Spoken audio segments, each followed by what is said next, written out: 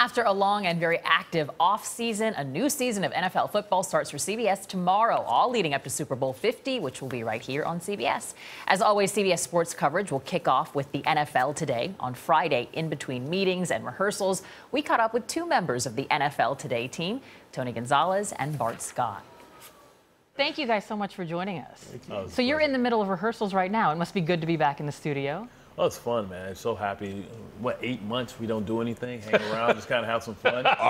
Listen, I'm tired of watching baseball. I'll tell you what, I love when football comes. You know, I can feel the humidity, going down, the fresh air's coming in, the grass is getting nice and green. The kids are back in school. It's time for football. Well, it's a lot of fun for me because, remember last year, both of us, this was kind of our rookie year on TV last year. So, at least for me, I was a little nervous going into it. But now I've had this whole off season. I got my feet wet last year. I'm ready for football season now. No nerves. I'm just ready to go out there and start talking. And there's plenty to talk about because already we've got another controversy with the New England Patriots in a game Thursday night with the Steelers involving headsets of all things. What do you make of this?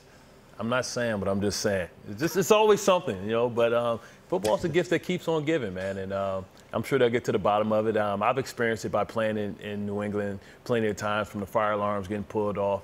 You just prepare for everything when you're going up to New England. Did you hear what he just said? Because he was telling this story just before we came out here. We're talking about New England.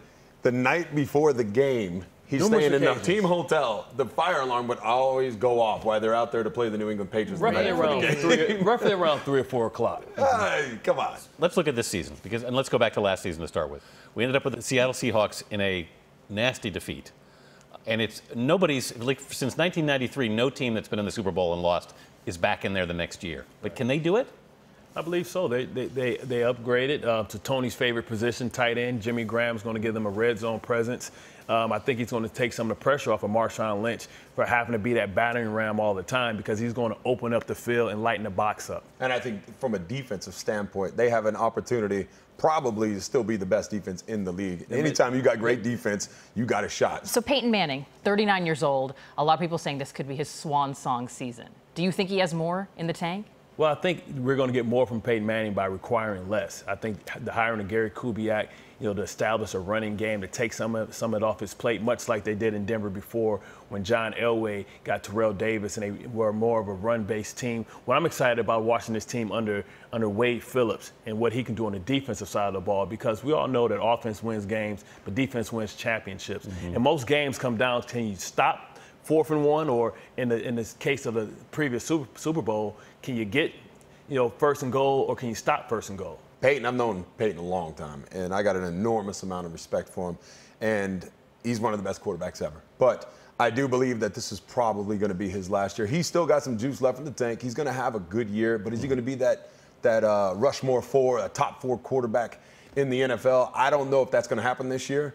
But I do think this is going to be his last year. I think one of the reasons he came back, a lot of people aren't even talking about it, but he is 2,200 yards, somewhere around there, away from the all-time record, Brett Favre's all-time passing record. And I think that had to factor in for him coming back and trying to get it one more season. Plus, they got a good football team.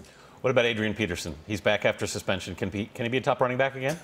Can he? I think we can see 2,000 yards from him. He's motivated. And whenever a great player gets a chip, it's already tough. We always talk about the 6th-round draft pick, the undrafted guys, but now you're giving a great Hall of Fame running back a chip in the North Turner offense, which takes shots down the field. You have to pick your poison. Are you going to stack the box, or are you going to play coverage? And I think they have a great team. I think they're one of the teams, Minnesota that is going to surprise a lot of people this year. 2,000 yards. You think he can get 2,000? Hey, that's a lot of yards. He's also like a lot of people's #1 draft pick for their fantasy league. He was my #1 draft pick. I tell you what, we know he's fresh. Yeah, he's going to be fresh. And he's running angry. He did say that he doesn't see why he can't get 2,500 yards. He has to average 156 yards or something like that a game. Shoot for the moon and land on the stars. That's what he said. There's been a rule change this year, moving the extra point line from the 2-yard line to the 15-yard line. Impact? Is it going to have any? Well, we've seen the impact in the preseason. I'm excited because now it puts a coach in a dilemma. Do I go for the 2-point conversion? Yesterday, Josh Scobie, looked shaky yesterday in Pittsburgh. I'm excited to see more 2-point conversions, and I would like to see them narrow the goalposts, make it even harder. I mean, listen, we all watch it. We all watch these kickers, man. Huh? We're out there in camp. The kickers over there playing video games, eating ice cream. I want to see them earn it a little bit more.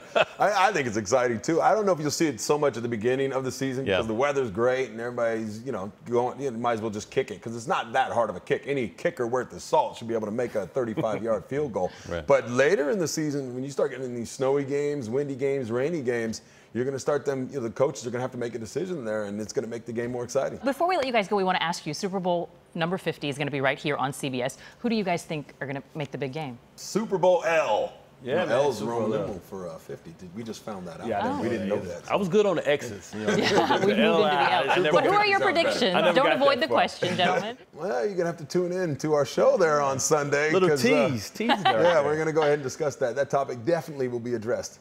Bart, Tony, thank you both for being with us this morning. We look forward to the weekend on football. Me too.